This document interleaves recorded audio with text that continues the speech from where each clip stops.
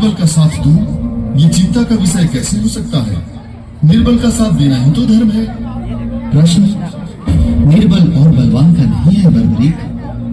प्रश्न तो ये है कि कौन सा पक्ष धर्म की राह पर है और कौन सा पक्ष अधर्म की राह पर है।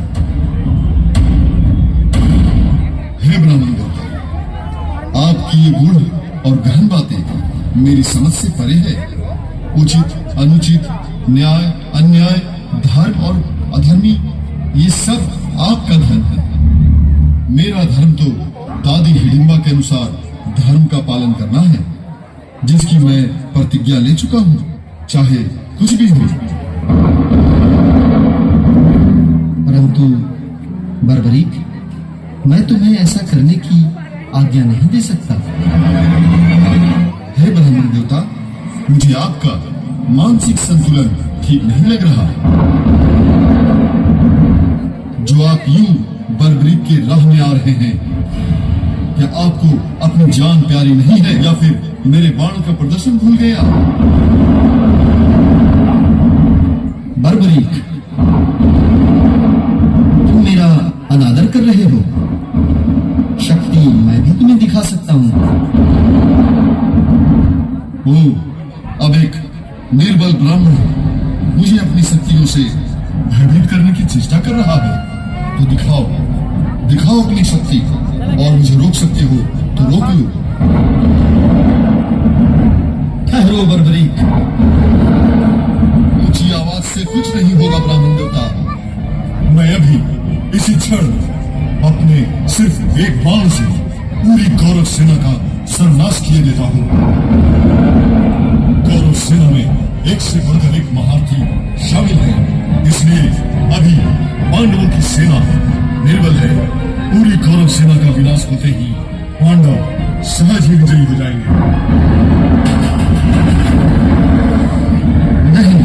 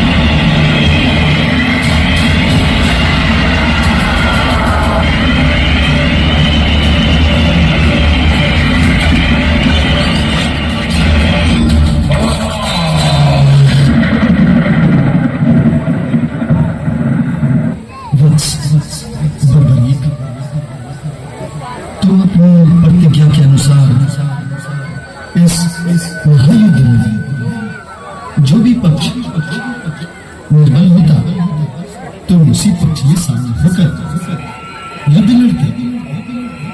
परंतु तुमने एक बात तो सोची ही नहीं। अपनी प्रतिज्ञा के अनुसार पांडवों की तरफ से ही युद्ध लड़ते, क्योंकि अभी कौरवों की सेना महायोद्धाओं के साथ बलशाली प्रतीत हो रहा है। अपनी प्रतिज्ञा के अनुसार जैसे ही तुम्हारे बाण से कौरव सेना का विनाश होगा, उसी क्षण कौरव सेना निर्बल भी हो जाएगी।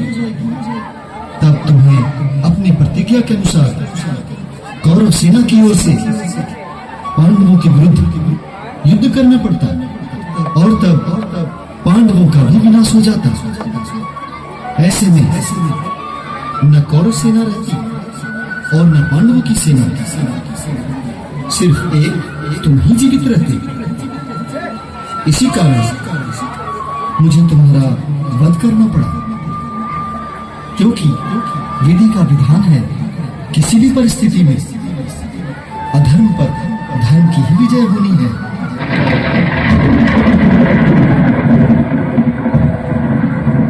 हे प्रभु, मैं तो पहले ही ब्राह्मण के वेश में आपको पहचान गया था। मैंने जानबूझकर आपको क्रोध दिलाया और अपना वध करवाया।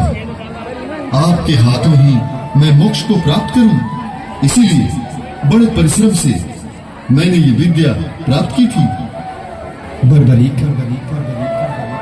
तुमने जो बड़ी सावधानी से अस्त्र प्राप्त किया था, उसी तपस्या और तुम्हारी लगन ने तुम्हें मोक्ष के योग्य बना दिया है। विधि ने तुम्हारे मोक्ष का यही समय तय किया था, इसलिए तुम मुझसे मिले और मेरे हाथों तुम्हारा वध हुआ। वत्स बर्बरीक, तुम इस कटे हुए शीश के साथ युद्ध देख पाओगे। तुम्हारे त्याग साधना ने तुम्हें नर से नर श्रेष्ठ बना दिया है। आज मैं तुम्हें वो नाम देता हूँ जो माता यशोदा ने स्वयं मुझे दिया था, श्याम। श्याम। हे प्रभु, मैं धन्य हुआ।